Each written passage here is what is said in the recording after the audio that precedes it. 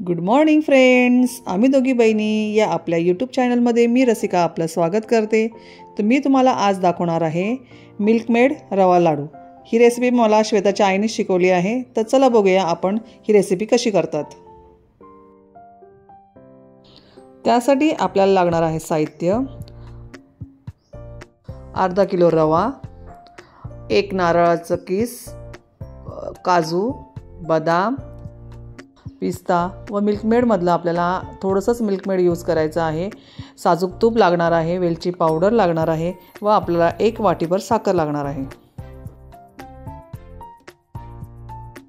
चला मग जाऊया आता आपण रेसिपीकडे।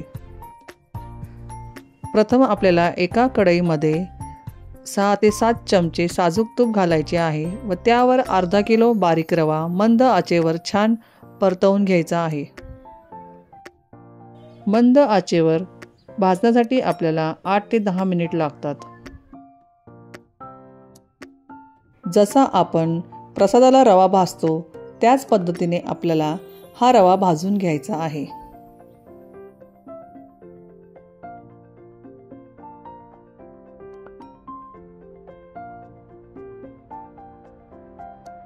तुम्ही बघू शकता की आता रव्याचा कलर छान गोल्डन झाला आहे।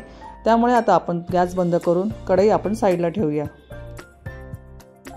रवा भाजून झाल्यानंतर आपल्याला 2 ते 3 चमचे कढईत साजूक तूप घालून काजू आपल्याला मस्त गोल्डन होईपर्यंत छान परतवून घ्यायचे आहेत।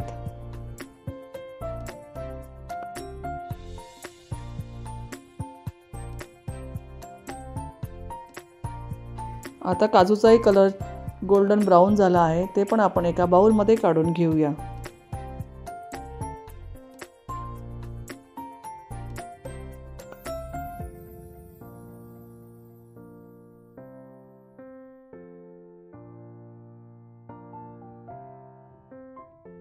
त्यानंतर थोडंसं साजूक तूप घालून आपल्याला बदाम छान भाजून घ्यायचे आहे, म्हणजे त्यातला आपल्याला कच्चापणा काढायचा आहे।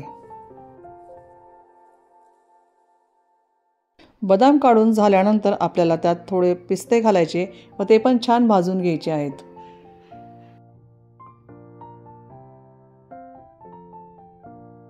पिस्ता व्यवस्थित भाजून झाला आहे, ते आता आपण एका बाउलमध्ये काढून घेऊया।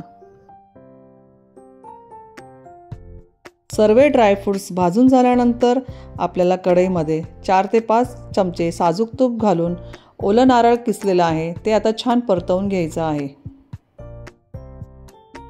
नारळाचा किस परतवताना आपल्याला मंद आचेवरच परतवायचा आहे। आपल्याला नारळाचा किस भाजताना पूर्ण त्यातला ओलसरपणा काढून टाकायचा आहे। छान असा गोल्डन ब्राऊन होईपर्यंत आपल्याला नारळ परतवून घ्यायचा आहे। नारळ छान परतवलं गेल्यामुळे आपले लाडू बरेच दिवस टिकतील, खराब होणार नाहीत। नारळाचा किस जर व्यवस्थित भाजला नाही गेला तर लाडू लवकर खराब होतात, त्यामुळे आपल्याला व्यवस्थितच भाजून घ्यायचे आहेत।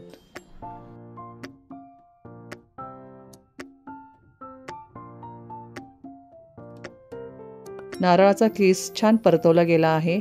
आता आपण गॅस बंद करून कढई साईडला ठेवूया।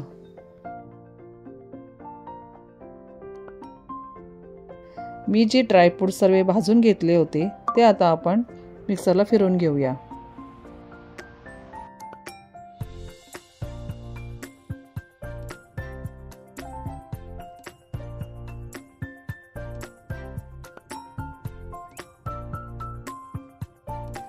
एक तारी पाक करण्यासाठी आपल्याला कढईमध्ये 1 ग्लास पाणी व थोडंसं अजून पाणी घालून 1 वाटी साखर त्यामध्ये घालायची आहे।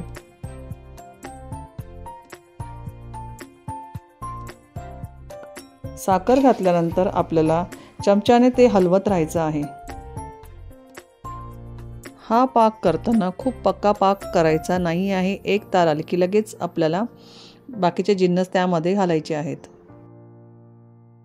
पाक आता व्यवस्थित उकळला आहे, त्यामध्ये आता आपण 2 ते 3 चमचे साजूक तूप घालूया।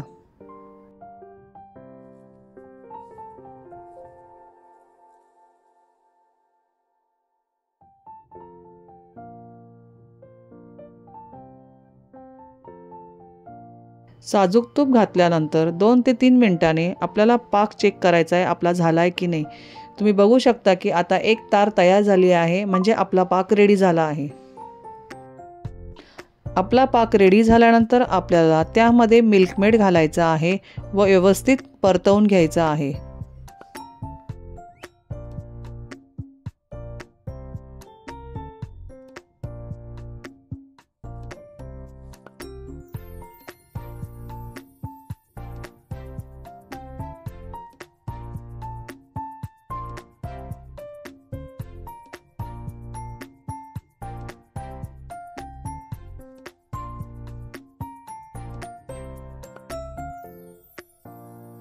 मिल्क मेड नंतर आपल्याला त्यामध्ये थोडीशी वेलची पावडर घालायची व परत एकदा हलवून घ्यायचं आहे।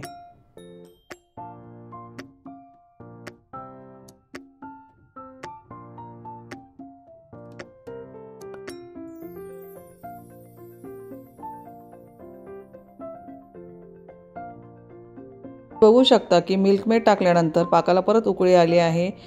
त्यानंतर आपल्याला त्यामध्ये जेही ड्रायफ्रूट्स आपण मिक्सरला फिरवले आहे ते सर्व आता आपल्याला ह्या पाकात घालायचे आहेत। ड्रायफ्रूट्स घातल्यानंतर त्यामध्ये नारळाचा किस घालायचा आहे। नारळाचा किस पाकामध्ये घातल्यानंतर व्यवस्थित परतवून घ्यायचा आहे। आता आपल्याला सर्वात शेवटी आपण जो रवा भाजून साईडला ठेवला होता तो आता आपल्याला ह्या पाकात घालायचा आहे व पाकात घालत असताना कंटिन्यू आपल्याला हलवत राहायचं आहे। आता सर्व पदार्थ टाकल्यानंतर आपल्याला व्यवस्थित परतवून घ्यायचं आहे व त्यानंतर आपण 2 ते 3 तास तसंच झाकून बाजूला ठेवायचं आहे।